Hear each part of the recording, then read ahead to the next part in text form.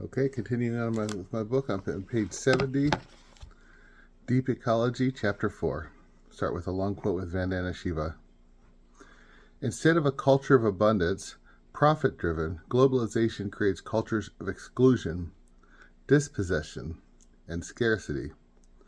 In fact, globalization's transformation of all beings and resources into commodities robs diverse species and people of their rightful share of ecological, cultural, economic, and political space. End quote. But why? But what is wilderness? Anything people don't touch. A challenge. This 12-year-old girl at the summer music camp, summarized what musicologist Redding called the negative approach to nature that dominates much current thinking about ecology. Wilderness is defined by what it does not contain, humans. Such an approach to nature and wilderness provides a challenge for music educators, since any nature associated with music is steeped in culture. Whether Schaeffer's Soundscapes, Emily Doolittle's Falling Still, or Pete Seeger's God Bless the Grass, music and nature are easily conceived of as a subset of culture, humans' music to express something about the natural world. And yet, subsuming nature to culture seems to miss something important. Might wilderness refer to non-human musics and musicking of birds, insects, wolves, and whales having intrinsic value, that is, value not placed upon it by people? While some of nature and music can be categorized as a subset of culture, as humans' cultural understandings of nature, I suspect this student was, in a basic and common sense way, correct. Wild musicking, which people don't touch, if such a concept can be imagined by our oh-so-human minds, how could we be otherwise, and yet humility challenges philosophy, has an existence separate from culture, and culture often can degrade wild musicking, paralleling the way human actions often degrade wild ecosystems. Broadly speaking, there are two approaches to conceiving value in environmental philosophy: anthropocentric and ecocentric. Respectively, these positions can be described as those attributing use value and those attributing intrinsic value to non-human life. With the ecological crises, it seems humans have grossly misused non-human life. This type of distinction between use value and intrinsic value does not seem to be present in music education scholarship. In this chapter, I recommend the intrinsic value of human and non-human being and musicking. With a robust understanding of ecological literacy and ecomusicology, I deepen the current concept under analysis, music education on soil. The deep ecology movement and the anthropocentric detour are historical as well as theoretical. The deep ecology platform provides a basis for an expanded praxis of teaching and learning music. I tell the stories The Good Samaritan and The Birth of Pico's Bill to frame the ecocentric valuing of non-human musicking.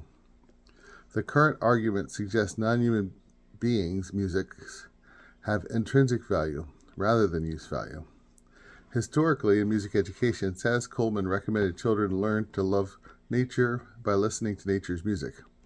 Thus, Coleman's pedagogy can be a reconnecting endeavor, reconnecting to nature, communities, and ourselves.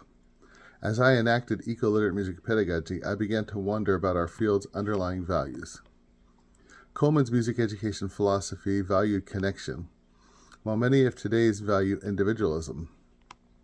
I have been inspired by many music educators writing about social value of music and music education. But as I cultivated eco-literate music pedagogy, I began feeling something might be missing, specifically something of the way we usually value in music education. If social is understood as human, might social value not be enough? On the other hand, with what we know about social lives of ants, of wolves, of orcas, and other non-human beings, can we broaden our conception of social? What benefits might an ecocentric position offer music educators? The emergence of the deep ecology movement. The students' answer to the wilderness question, anything people don't touch, followed a series of questions inspired by deep ecology.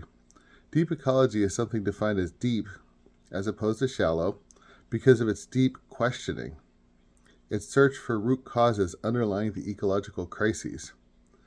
Bowers connects anthropocentrism to the dominant mythopoetic narrative. Quote, the root metaphor of anthropocentrism leads to viewing environments as a resource, which means it is moral to exploit it to its fullest. End quote. Our industrial, technological, informational society exploits the environment because we understand humans as disconnected or different from the environment. We even understand the environment and ourselves as resources. Scholars connected to the deep ecology movement have been on the forefront of environmental scholarship and activism, especially beginning in the 1980s. Deep questioning ecological crises seems to lead people to action for change. At its core, deep ecology is based on the shallow-deep distinction, which was first proposed in the 1970s by Norwegian philosopher Arne Næss. One aspect of the shallow-deep distinction is the issue of intrinsic value. Shallow ecology attributes use value to non-human life, while deep ecology attributes intrinsic value to non-human life. Næss's conceptualization of deep ecology begins with the acceptance of inherent value for all life. He writes, quote, the flourishing of human and non-human life on Earth has inherent value. The value of non-human life forms is independent of the usefulness of the non-human world for human purposes. End quote. What do humans gain when conceiving of non-human life as having intrinsic value? Berry positions humans as uniquely reflexive. Quote, the universe is able to reflect on and celebrate itself in a unique mode of conscious self-awareness, end quote. In praxial education, reflection is intimately tied to action, and musical understandings exist to empower people to create and listen to musical products and events of one kind or another. Elliott and Silverman. This reflection might parallel Freire's conception of conscientization. Freire referred to conscientization as, quote, learning to perceive social, political, and economic contradictions and to take action against the oppressive elements of reality, end quote. In 1970, when he wrote Pedagogy of the Oppressed, Freire was conscious of issues connected to social, political, economic contradictions, but he was most certainly not ecologically conscious. Freire's thinking is anthropocentric, and he talks about animals as unable to construct their world. Not only is Freire's position false when we consider the reality of music created by whales, coyotes, and birds, but it is ecologically unsustainable when we consider the history of human ecological destruction, often through misuse, remaking the world into unlivable spaces for humans and non-human animals. It is likely Freire brought his anthropocentric positions unreflectively from the humanistic philosophy he extends. It is also likely that his anthropocentric perspective kept him from realizing the depth of the ecological crises, and it has been left to his students to design an eco-pedagogy. Nonetheless, the language of conscientization, as perceiving contradictions and taking action, a learning process guiding teachers, students, and students' teachers from naivete to awareness, solidarity, and action, is worthwhile when discussing value in eco-literate music pedagogy. Conscientization connects perception to action. Perceiving non-human musicking as having intrinsic value might open music education to ecological action. And we're going to stop there for today, right before the next section, which is the longer section on the deep ecology platform. Have a great day.